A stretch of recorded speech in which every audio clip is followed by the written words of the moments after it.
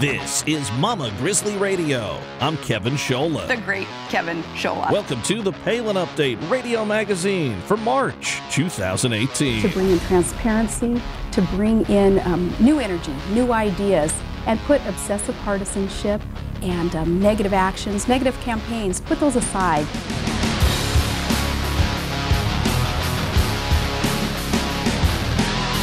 Thanks for joining us as we broadcast from the Full Battle Rattle Studios, coming to you anytime at mamagrizzlyradio.com and also available at sarahpalin.com. Today we have an exceptional program planned for you as we continue with our new monthly magazine format. So happy you could join us today. March Madness, it's not exclusive to basketball. Also, plenty of important races developing across the country. In Pennsylvania, there's a big gubernatorial contest, and one of the candidates for lieutenant governor is with us today, Diana Irie Vaughn. Vaughn is in territory that Governor Palin's very familiar with, a conservative woman running for high office and having to deal with all that comes with it. We hit the campaign trail with Diana Irie Vaughn in just a moment. Plus, we'll see what's happening in Alaska, as well as nationally with Sarah Palin News, and a brand new installment of Liberty and Legacy with Tamara Colbert is on the way from Texas. The Palin Update Radio Magazine on Mama Grizzly Radio is sponsored by Full Battle Rattle. Full Battle Rattle, helping veterans suffering from combat-related disabilities through the healing power of music. Learn more at facebook.com/FullBattleRattleABQ. Diana Irie Vaughn has been a county commissioner since 1996. She's been very successful in that post, and now she wants to serve the entire state of Pennsylvania, running for lieutenant governor in the Keystone State. And right now we welcome Diana Irie Vaughn to the Palin Update on Mama Grizzly Radio. Thanks for joining us, Commissioner. Thank you so much for inviting me on, Kevin. So, Lieutenant Governor, you're running in the great state of Pennsylvania. Tell us, I know you get this question, but I want to delve into this more specifically. What made you want to do this? You've had your position as commissioner for quite some time. You want to have a statewide office now to serve the people of the Keystone State. Why are you running? I've been serving as Washington County Commissioner for 22 years, and it's an honor to serve. And I got to know Paul Mango last year and was very impressed with his leadership skills. The more I got to know Paul Mango and the more I heard his positions, the more excited I got about the change that we could see in Pennsylvania. And when Paul Mango asked me to run as his lieutenant governor running mate, I got very excited about the opportunity to replicate the successes that we've had in Washington County for the Commonwealth of Pennsylvania. Now, you've had a lot of success in your elected position, but we like you from a personal background, too. I mean, you're a Mama Grizzly, obviously. You have 3 children, and your husband, a great military background. Tell us about your wonderful family. Thank you for asking. I am married to an incredible man who is in year 41 of military service. He has had 7 mobilizations in 14 years. He's also retired state police. 25 years he served in the state police. Wow. Well, thank Lieutenant Colonel for us. That's amazing. Thank you. And also from the state police standpoint, which, today in certain places, that's maybe even more impressive. So we thank him for all he's done. Thank you for that. I also have 3 grown children. They are 24, 27, 28, and as of this December, we will complete 3 weddings in 3 years. There you go. That's the true three-peat, right? Yes. A Vaughn trifecta. Governor Palin obviously she's been a trailblazer in many ways, the only Republican woman ever on a national ticket, but she's someone who could certainly relate to what you're doing, a conservative, common sense, strong woman from a great family who wants to serve and is also going to get hit with a lot of nonsense because of that desire to serve. And, everybody knows Governor Palin, obviously, from running for vice president in 2008, but she's done it all from governor to mayor to, council positions and things like that. So have you seen anything from Governor Palin and those like her that you think you can use on the trail, particularly from the standpoint of having to have some tough skin along the way? Well, you develop tough skin in politics, and I can tell you that she had the support of her family, which I also enjoy. I think she's no nonsense, but she has a very kind heart. And I think that's where public service starts. It starts with a kind heart and a desire to do for others.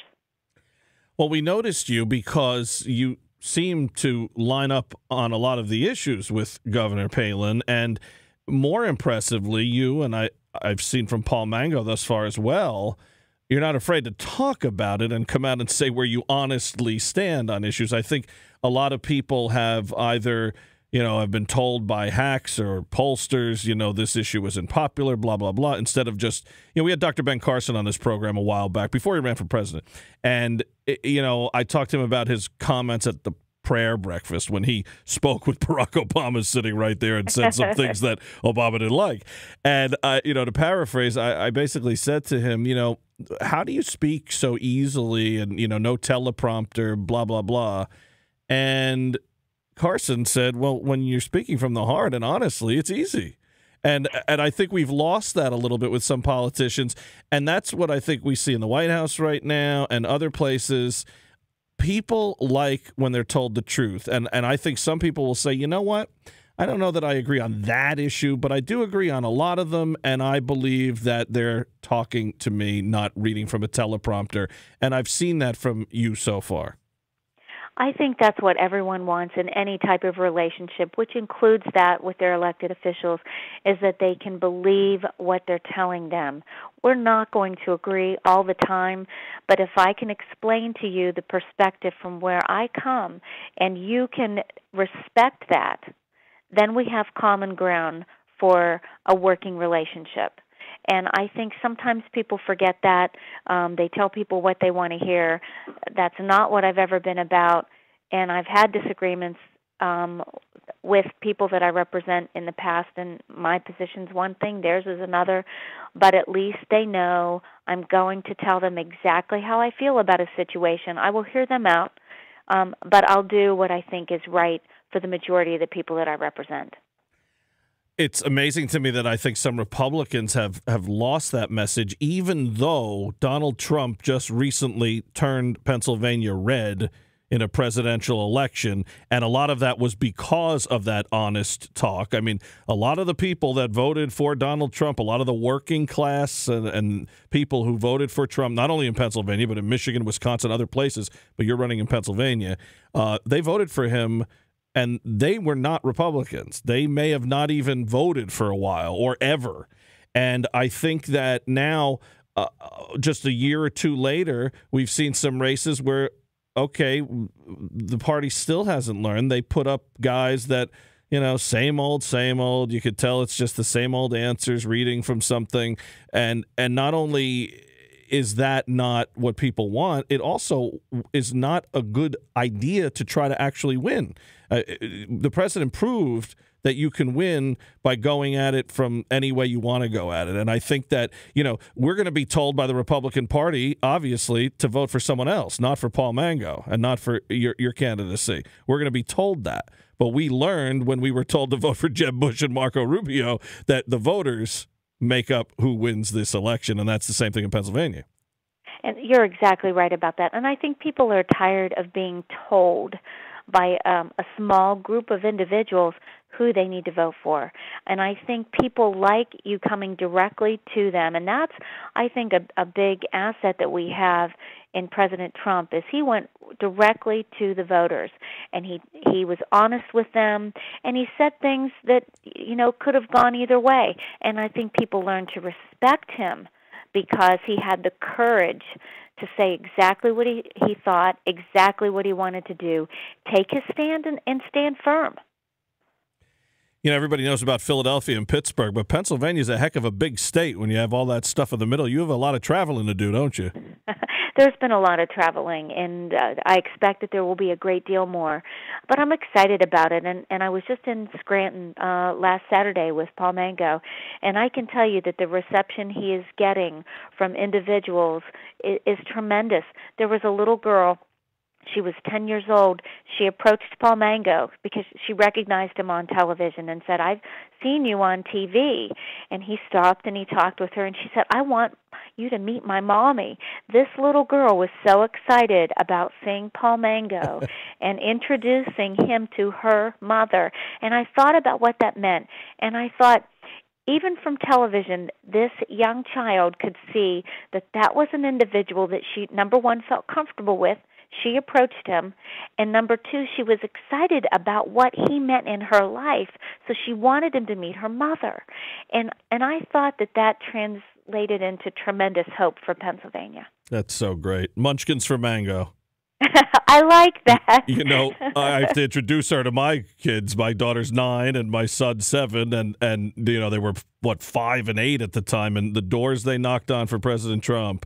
I mean, I was a nervous wreck on election night, and I wasn't even coming to the dinner table right away. Not that I thought he did better, but I knew if a perfect storm hit between the cheating, between the apathy, between, you know, the lies working, and my kids are like, "Daddy's going to win. Come on, let's have dinner." And they were a calming influence. We called them the Trump brownies when they would go around and leave things on doors. So this is good. We got kids from Mango. We need people that are involved, even though they're not pulling that lever. Because it's their future that we're fighting for. It's all about them and the way we leave Pennsylvania for them, for the next generation, the generation after that. That's why this race is so very important. Pennsylvania's headed in the wrong direction, and I have complete faith in the leadership of Paul Mango. You know, I know it's different in every state, but I've noticed over the years that it seems, for whatever reason, the gubernatorial races in Pennsylvania don't really get people excited as much as they do maybe in other states. Sometimes you even hear about governor's races in other states, and it's not the state you're even voting in. And maybe that's because the candidates have been so boring on both sides. I'm not sure how you put a finger on that, but I think that's perhaps what your ticket is touching on. You're actually getting people excited. You know, it's one thing to vote against Wolf. That's not going to win. You have to vote for someone enthusiastically, because that brings other people out. That says, not only am I voting, but I have the sign, I have the sticker, I'm going to functions, I'm talking to people, I'm sending emails. It gets people pumped up. A lot of people, you know, we saw this with McCain, with Romney, with Corbett here in Pennsylvania. You know, people held their nose, they voted because they just to stop the Dem or stop whoever else. But if there's actual excitement for Mango and Vaughn, then you have a chance. And I believe there is excitement about this ticket. And even though we run separately in the primary, when Paul Mango asked me to be his running mate, it was because we had talked a number of times, and he knew, you know, that we have the same philosophies for faith and family values, for economic development, for fiscal reform. He knew of my leadership in Washington County and was in agreement with the methods that we'd use. I want to just give you a couple things I've done. I don't know how much you know about what I've done in Washington County, but you know, we've been a leader in economic development. And during my term, we even ranked third in the nation in job growth. I worked hard to create an environment with low taxes and ready sites for businesses to come and locate in Washington County. We've done budget forecasting.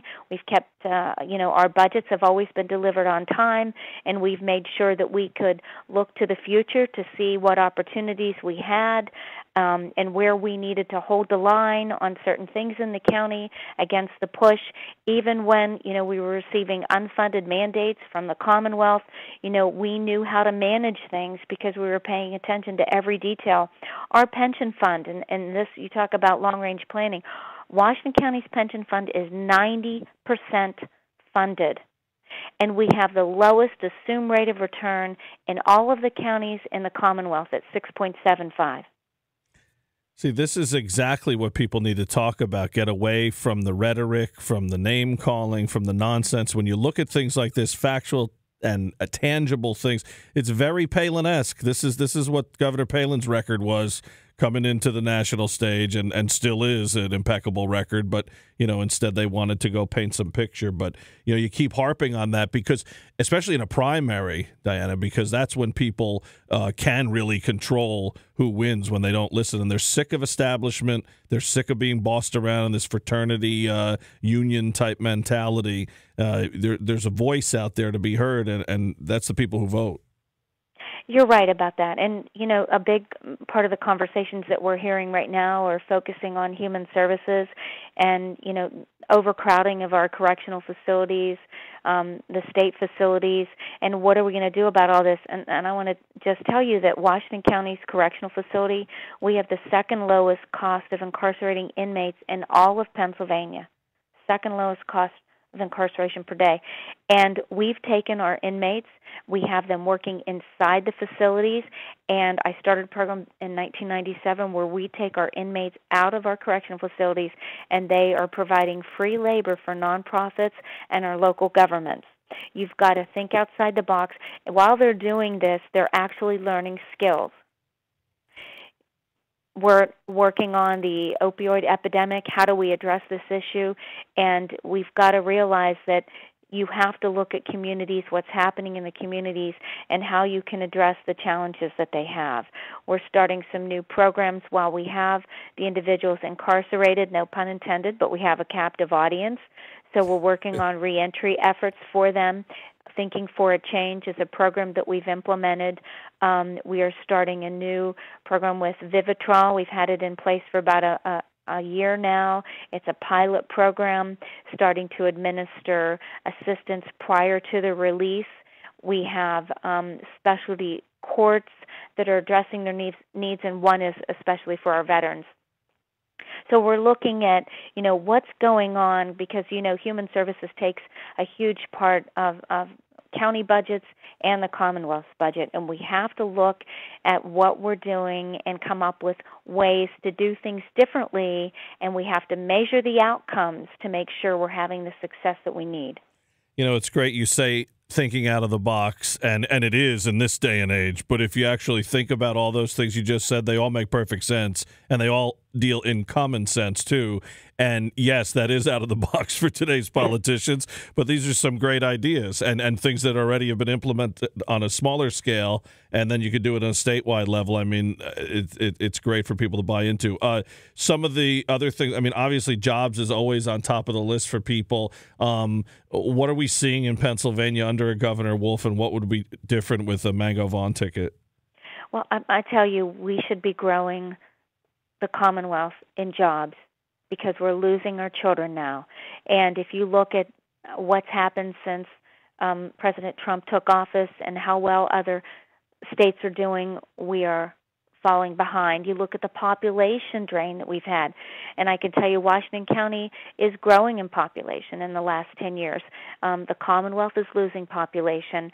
We've got to create an environment with lower taxes. We have the highest corporate tax in the nation. We have the highest gas tax in the nation. We don't have an environment that's friendly for businesses to come in. And we have regulations that need reviewed. If somebody's trying to do something, they're trying to start a business and they have to work with DEP, it can be almost a year before they can get the permits that are required to start their business. There are so many things that we can do to be more responsive and to be more inviting. Washington County, we created a one-stop shop for economic development. We unified all of our economic development services under one umbrella, so there's a single point of entry. We don't have that. There are so many things that we could be doing that we're not. And Paul Mango, his philosophy is he needs to be the person that's marketing Pennsylvania. Unfortunately, Governor Wolf has not been outside of the Commonwealth of Pennsylvania on one trip related to recruiting businesses to come to Pennsylvania. Some people thought it was a little out of the box for Mango to name you as the running mate, saying it was too early, and you mentioned before that the elections are separate. You're not on one ticket, so hypothetically you could win and he could not, or vice versa, so on and so forth. But I mean, to me, I thought it was a great move because here he's showing his cards. There's transparency. We already know if elected in the primary, this is who I would like, or someone like this and the values you stand for. And plus, you strengthen him. So it was probably a good move. Well, I hope it was a good move because I'm a big fan of Paul Mango's because I see the potential that the Commonwealth of Pennsylvania has with his leadership. He's no nonsense. He's got a plan, and if individuals are interested, they can go on mangoforpa.com. They can download his plan. It's called Dream Big, Restore the Dream. And, one thing that is tremendous, that speaks volumes about Paul Mango is when he identifies a problem that we have, he will give you the solution and then give you several methods to obtaining that solution to the problem. And you don't often see that. Where's Diana Irie Vaughn on the issue of our Second Amendment? All over the headlines, obviously. I just can't believe some of the things I'm seeing. I mean, to me, I'm watching American schools and American teachers allowing American students to basically protest our Constitution, and then there's some American parents driven by an American media and politicians who are applauding this. So I don't know. It's been hard to watch for those of us who believe in our unbelievable great Constitution. Thoughts on the Second Amendment? I am a very strong supporter of our Second Amendment.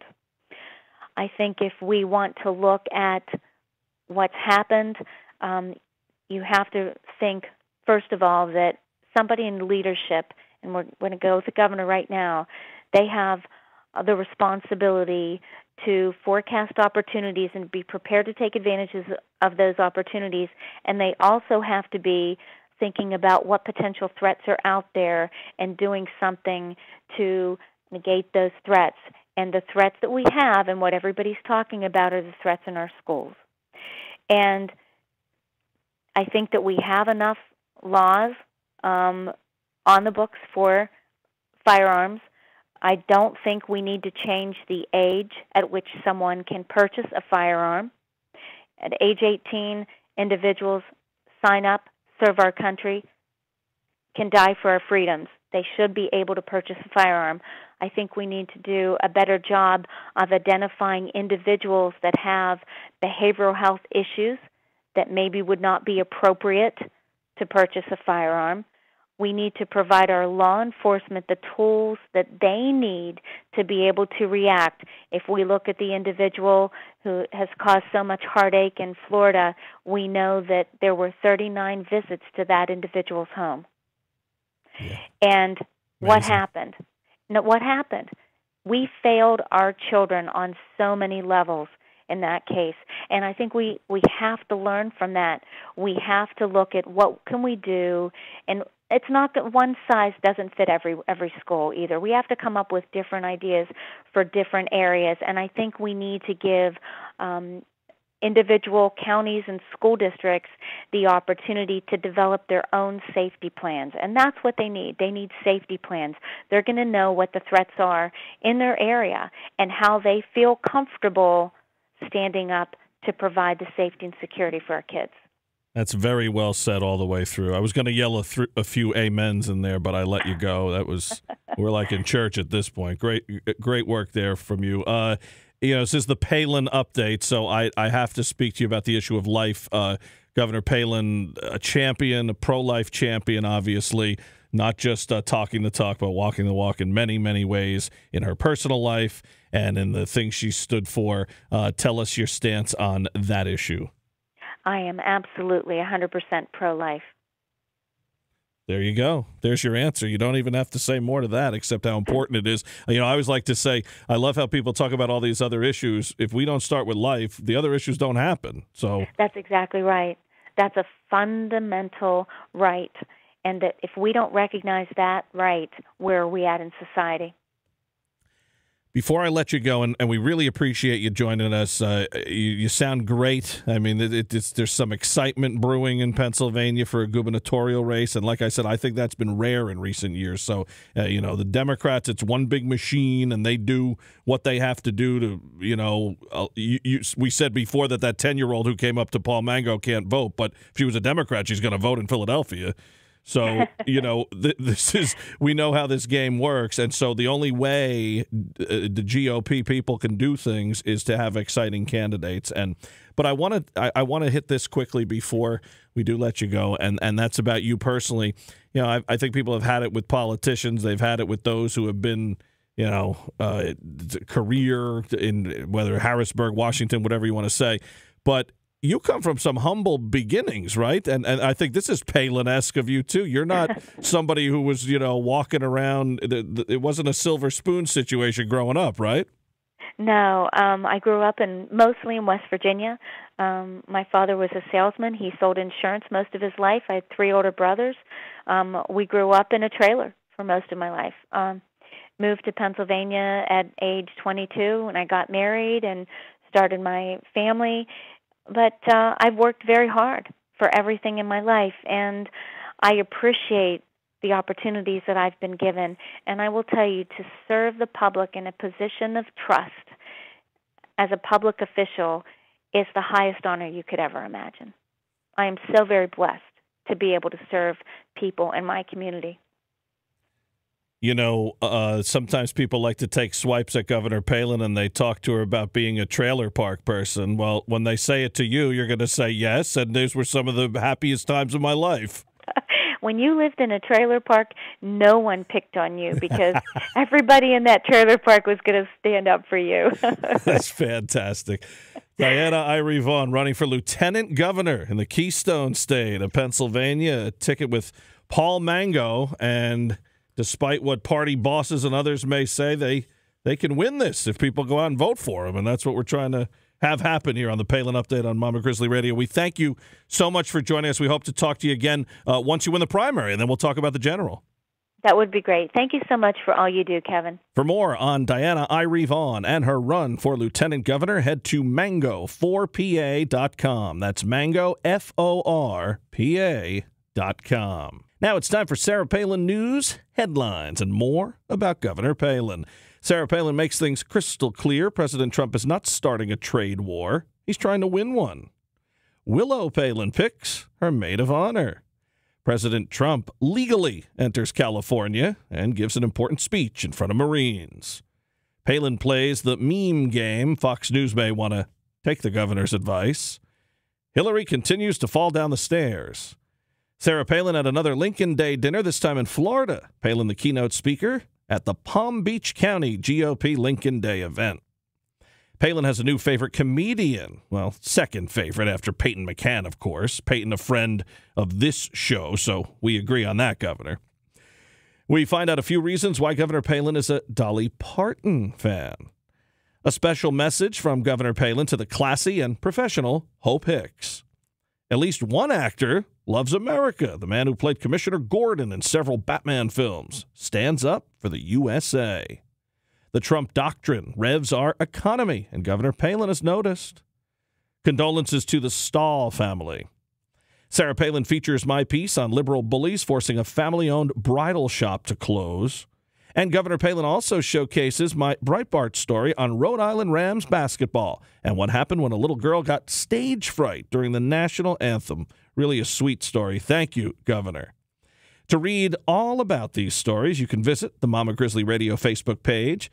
To see any of the governor's posts in their entirety and to read her devotionals, visit Sarah Palin's Facebook page. Follow her on Twitter at Sarah Palin USA. Check her out on Instagram at Sarah Palin97.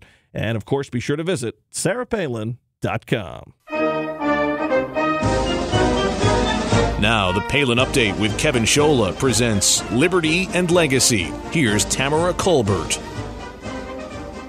Why aren't Americans of all political stripes rising up against this scandal that is at the heart of our top law enforcement agencies? Why aren't we rioting with the fact that there is a deep state within the Department of Justice and the FBI to take down Donald Trump and as many cabinet members as possible? Why aren't we screaming it from the hilltops that it's time for Mueller to go? Why? While General Flynn waits for sentencing and his bankruptcy to be complete, we have Peter Strzok and DOJ lawyer Lisa Page, quote, demoted, but keeping their jobs and pensions going. These two cheaters, and that's not a strong enough word, but it is for now, weren't just cheating on their marriages, their spouses. They were cheating Americans out of real justice. And together, single-handedly, they are doing the most damage to these agencies than any Russians could ever hope to do. These cheaters literally plotted a covert meeting with the presiding FISA court judge in the Michael Flynn case. Attention, Flynn lawyers, this might be a good time to file a mistrial brief and say this entire suit was bogus and should be thrown out. Mr. President, it is time to pardon Michael Flynn and get him back working, to take care of his family, to be a man who can provide for his family so that we can shut down the Democrat ridiculousness and the egregious behavior and work towards changing rules and regulations so this type of thing never happens again.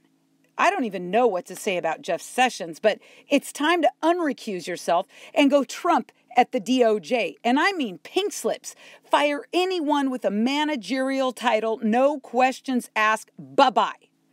I'm sure there are plenty of veterans and great law enforcement professionals who would jump at the chance to move into a managerial position, take those jobs, and are actually wanting to keep America safe, not use our top law enforcement agencies to go after conservative Americans. Sean Hannity, hands down, has been doing the best job anywhere in the news media, and quite frankly, the only real job reporting on all these key details on a nightly basis to the scandal of the century. While the alphabet networks talk about a prostitute escort/model who's claiming another story about President Trump. And I don't really care, because all the mainstream media wants to do is not allow this president to govern.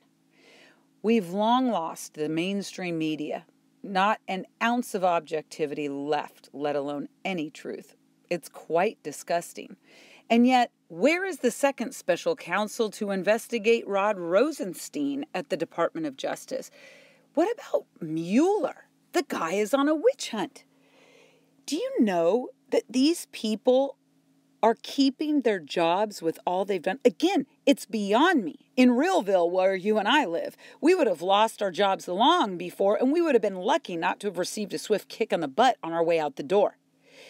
These new revelations to more and more collusion and the downright deep swamp corruption are just more fuel for us, the grassroots. We know the deep state, administrative swamp, beltway mafia, whatever you want to call these miscreants today, it's completely broken.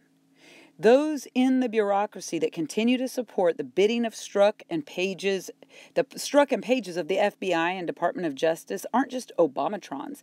They're the lifers, many who were given jobs during the Bill Clinton presidency. And they're not just bitter that Obama's gone, but they were triggered by Hillary's loss of 2016. So they're mad, and they think they're going to show us Americans something. They've decided to negate the votes of millions of us who knew Hillary was a liar, a cheater, and just a bad mamacita. Trump and Sessions, you guys need to get a handle on this immediately. Start holding these cads accountable to the people. Mueller's decided this week he's going to sit back and wait for another 4 months before announcing any new developments. He is literally telling us he's going to wait and try to pull an October surprise against Republicans right before the midterm elections. Is this a setup or what? Jeff Sessions, get a handle on this. Oh, this is crazy and frustrating. The bright spot, however, was the president nominating Gina Haspel to head up the CIA. She'd be the first woman in history to do so. Kudos to the president for choosing some of America's best and brightest, smartest women to head up some of his cabinet positions and beyond. We need more of them. Both great men and women committed to keeping America safe, to keeping our nation free, and to putting an end to using federal law enforcement agencies against the people. something that Obama, Susan Rice, and the rest of his administration had down pat. We can certainly thank Obama because he was, after all, the president and in charge. We can thank him for helping bring about the demise of the Department of Justice and FBI reputations. We can throw Brennan in there, too, from his tenure in the CIA, who is a hidden Muslim sympathizer, and actually a hidden Muslim. Everybody internally around talks about it openly, knows that he is. What is disgusting is that the Democrats and squishy Republicans want to block this new CIA leader because she was too hard on terrorists. Are you freaking kidding me? That is literally what John McCain and his buddies are talking about. She condoned torture, quote. Hello, finally, it takes a woman to have the cojones to go after the bad hombres. Waterboarding isn't torture. Do you want to know what torture is? My grandfather was a prisoner of war in World War II. He was a United States Marine, enlisted on Wake Island.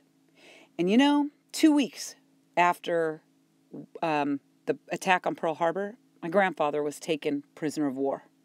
And for 4.5 years, he endured torture, the kind of torture that I'm sure John McCain knows about. He was interred, my grandfather, in various prison camps, both on the mainland China and in Japan, hosted by the Japanese army. His torture, he could have only hoped for waterboarding as his only punishment. Let's see, what type of torture? I was only allowed to know certain types. It was that my grandmother didn't want to talk about them. Mostly my grandfather didn't share a majority of what happened to him with anyone. But I'll share with you. He was put into a tiny bamboo box. He was 6'2". They hung him from a tree for days on end, and spiders and crawling bugs would crawl all over him because, of course, in that box, his hands and feet were tied. When that didn't break him, the Japanese decided they would break both of his arms below the elbow. They tore off his fingernails and then stabbed them with bamboo spikes.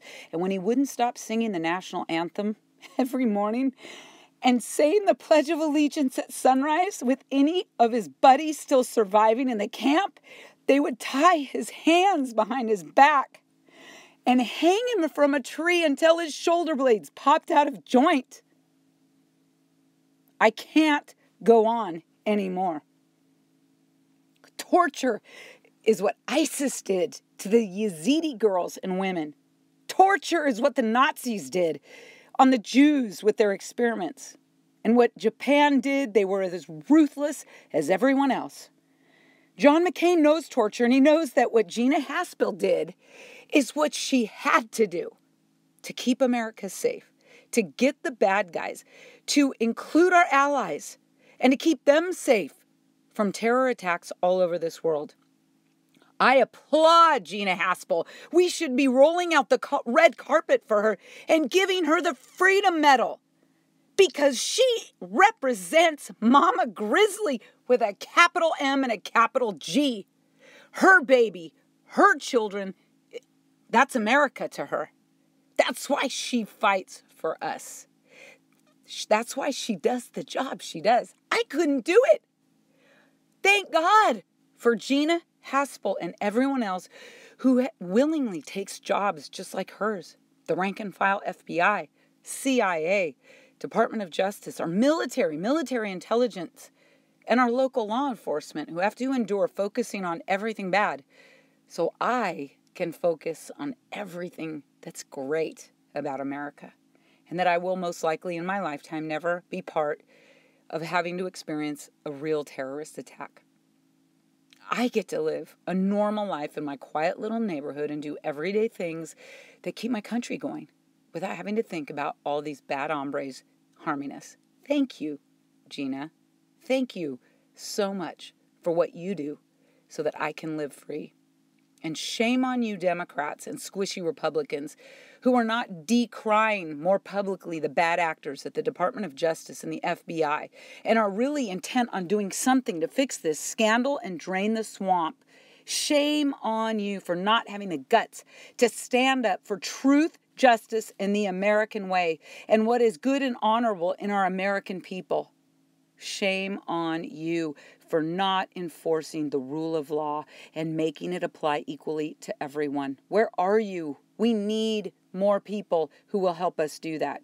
Thankfully, this is an election year, and we have a chance to add 10 new Republicans to the Senate, which would give us a majority to fill the remaining judge positions and hundreds of other open requests for the president has that are unfilled to work for him, waiting for confirmation. I just read today that thanks to Chuck Schumer and squishy Republicans in the Senate, most likely none of the rest of Donald Trump's appointees will get appointed for the rest of this first term. So it is up to you and me to take the bull by the horns and bring the deep swamp bull down. This election, everyone is counting Republicans out as losing. And the never-Trumpers are actually betting for the Democrats, actually hoping we lose the House and Senate. And they openly talk about it with glee. What is wrong with these people? Well, they're part of the swamp, folks. And as Governor Palin said, you can put lipstick on a pig. Guess what? It's still a pig. Remember, your primaries are coming. It's time to vote. We can still exercise that, but we must do more. Get involved in your precincts, in your county party apparatus. Show up to your state conventions. I know you may not like it, but if you want to change it, then you have to show up and do something.